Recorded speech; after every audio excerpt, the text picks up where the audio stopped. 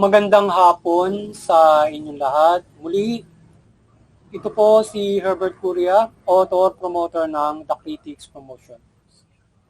Ang ating boses at konstruktibong kritisismo, opinyon, komentaryo at konsultasyon sa linggong ito. Kakibat ang ating pananalig sa ating banal na Panginoon Diyos, banal na Panginoon Kristo, at gabay ng kaliwan na galing ng Santa Maria, ay hinggil sa issue ng House panel finds impeachment raps versus BP Sara sufficient grounds. Impeachment case of BP Sara Duterte. Yan.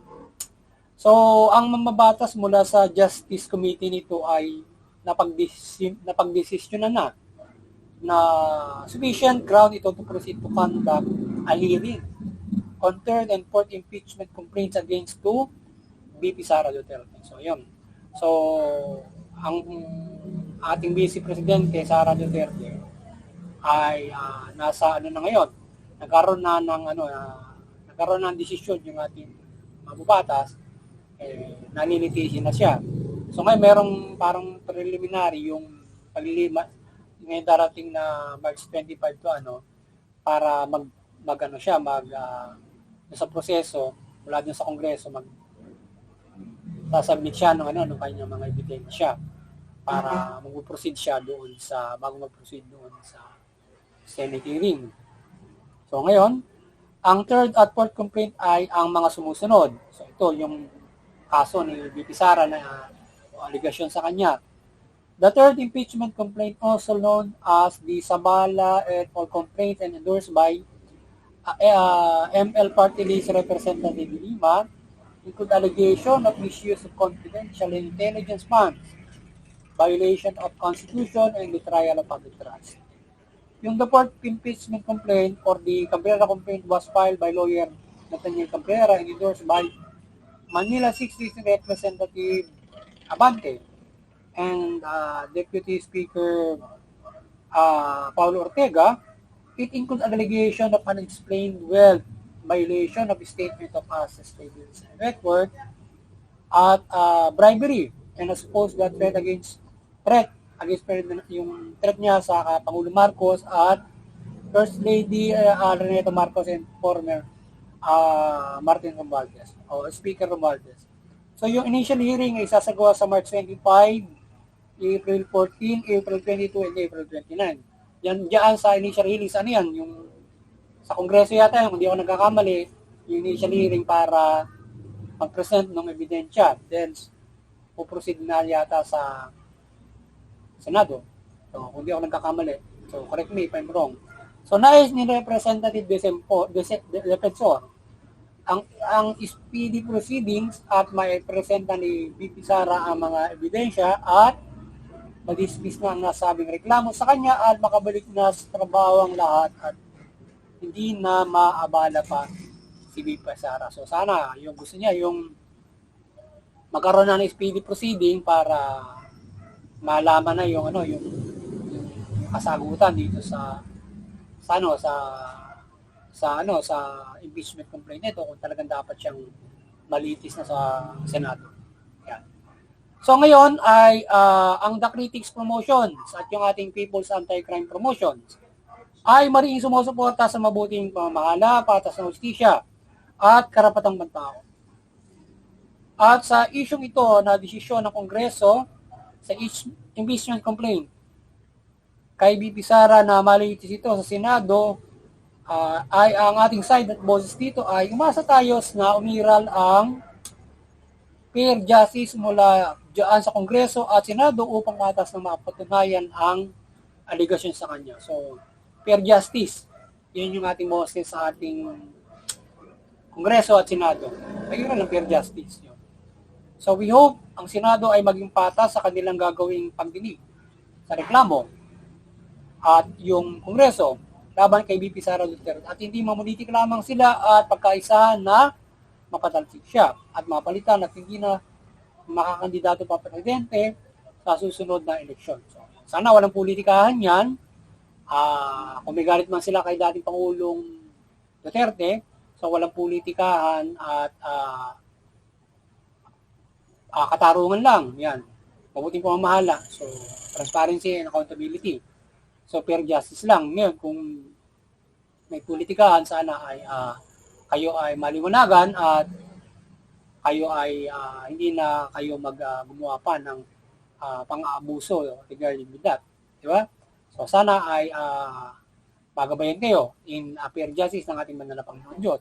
So, sa nais ni Representative Defensor na ito ay madismiss sa Senado o yung sa Kongreso ay sana nga ay patas na gawin ang prosesong yan upang kung talagang walang kinalaman si BP Sara sa aligasyon ay wag nang mag-aksaya pa ng oras sa paglilitis at ang atupagin ng Senado at Kongreso ay ang mahalagang gawain nila sa kanilang pagpulin.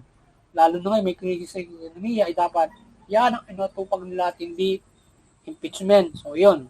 O ngayon ay siguro hindi dapat yan inatupag ng ating Kongreso ngayon yung krisis doon sa impact ng digmaan sa Middle East.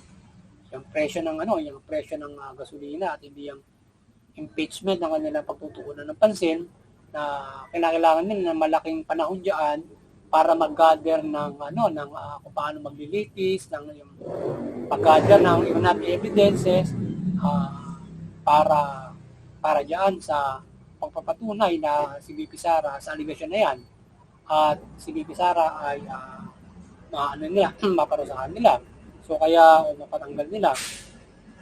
Kaya siguro ay ang tuunan ng pansin ay yung hinaharap natin ngayon at yung sa pagpapatuloy niya dahil nagawa na nila yan at sila din sana umiral ng fair justice at magkaroon na nga ng speedy trial diyan. So ngayon ay atat itong ating mga nasa Kongreso at kalaban ng BP Sara sa patalsikin siya at mapanagot sa aligasyon sa kanya. So may tamang proseso at tamang panahon para diyan kung gusto nilang patalsikin si BP Sara. So daanin ito sa tamang panahon at tamang proseso. So yun. At magkaroon tayo ng fair na paglilitis para diyan. Kaya yung mga kumakampi doon sa mga laban kay BP Sara, kayo ay magkaroon ng fair justice at wag niyo pairalin yung mga sarili niyong kuro-kuro na kayo ay nakukuro-kuro na sa tingin niyo ay yung aligasyon ay basto. Yon na kayo gagawa ng mga hakbangin na mali. So dapat ay ilagay niyo sa mga ukutin niyo ang fair justice, gabay ng Panginoon Diyos, good governance. So dapat lagi tayo diyan. At hindi tayo gagawa ng sarili nating hakbangin para diyan sa magpaiting ng maaaring politika o whatsoever kung mali lang na mali ka. O para kung gusto mo mapanagutin siya, kung sino man yung papailan niya na iguguluhin mo. So dapat ay magpairal tayo ng fair justice lahat.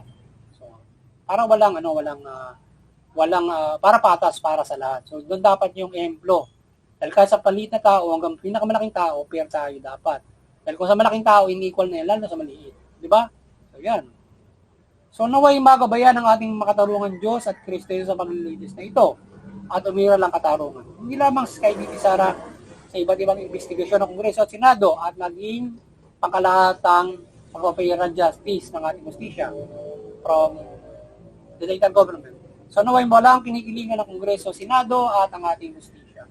Yun, magabayan kayo ng Panginoon Diyos para diyan. At tayong lahat ay protektado ng government in fair justice at lalong-lalo ng Panginoon Diyos sa na tayo protektahan niya from na yung gobyerno ay magabayan niya for the fair justice para ang mga tao ay hindi na agrabyado kung yung mga niluklok niya sa pamahalaan ay nilinis ng lampas.